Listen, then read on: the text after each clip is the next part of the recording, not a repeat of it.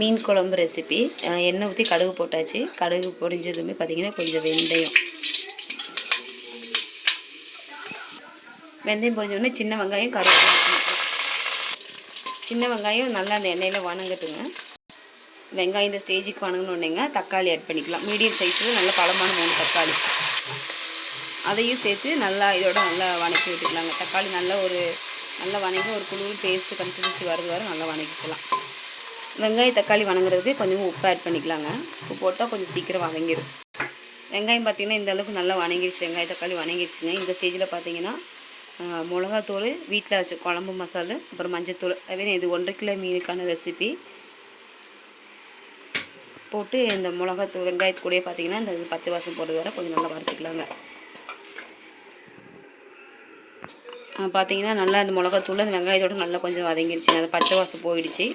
இந்த ஸ்டேஜில் பார்த்திங்கன்னா நல்ல ஒரு மீடியம் சைஸில் அளவுக்கு நெல்லிக்காய் அளவுக்கு புளி கரைச்சி வச்சுருக்கேன். அதை ஆட் பண்ணிக்கலாம்.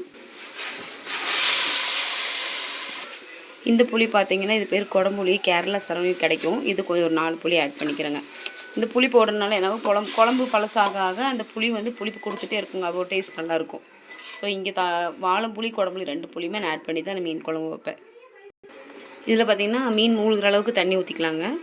ரொம்ப வேண்டாம், கொஞ்சம் மீன் மூழ்கிற அளவுக்கு மட்டும் தண்ணி ஊற்றி நல்லா கொதிச்சதுக்கப்புறம் மீன் ஆட் பண்ணிக்கலாம். குழம்பு பார்த்திங்கன்னா நல்லா கொதிச்சிருச்சு. இந்த ஸ்டேஜில் நம்ம மீன் ஆட் பண்ணிக்கலாம்.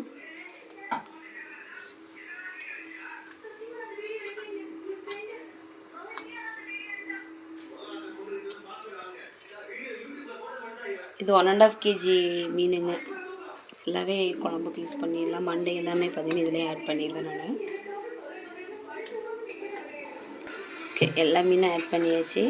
லைட்டாக ரொம்ப கிளறக்கூடாது, கிளறுனா மீன் உடஞ்சிரும்.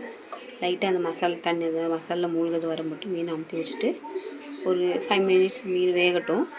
அதுக்குள்ளார பார்த்திங்கன்னா இதுக்கான மசாலா அரைச்சிட்டு வந்துடலாங்க. இதில் பார்த்திங்கன்னா தேங்காய், இஞ்சி, பூண்டு, கொஞ்சம் சின்ன வெங்காயம் ஆட் பண்ணிக்கிறேங்க. நல்லா பேஸ்ட்டாக அரைச்சிக்கலாம். நல்லா கொதிச்சிருச்சுங்க மீன். இந்த டைமில் அரைச்சி வச்ச பேஸ்ட்டை இதில் ஆட் பண்ணிக்கலாம். ஆட் பண்ணிவிட்டுங்க நம்ம குழம்புக்கு தேவையான தண்ணியை இதிலே மிக்ஸி ஜார்லேயே சேர்த்து நம்ம இது பண்ணி ஊற்றிக்கலாம். ஓகே, நம்ம மீன் குழம்பு ரெடி ஆகிடுச்சிங்க. மீன் நல்லா வெந்துருச்சு. கடைசி இறக்கும் பார்த்திங்கன்னா கருவேப்பிலை, ஃப்ரெஷ்ஷான கருவேப்பிலை மேலே தூவி விட்டு அடுப்பை ஆஃப் ஆகிக்கலாம். நம்ம ரெசிபி பாருங்கள். பிடிச்சிருந்தா நீங்களும் ட்ரை பண்ணி பாருங்கள். நீங்கள் எந்த மாதிரி செய்வீங்கன்னு கமெண்ட் பாக்ஸில் கமெண்ட் பண்ணுங்கள். தேங்க்யூ.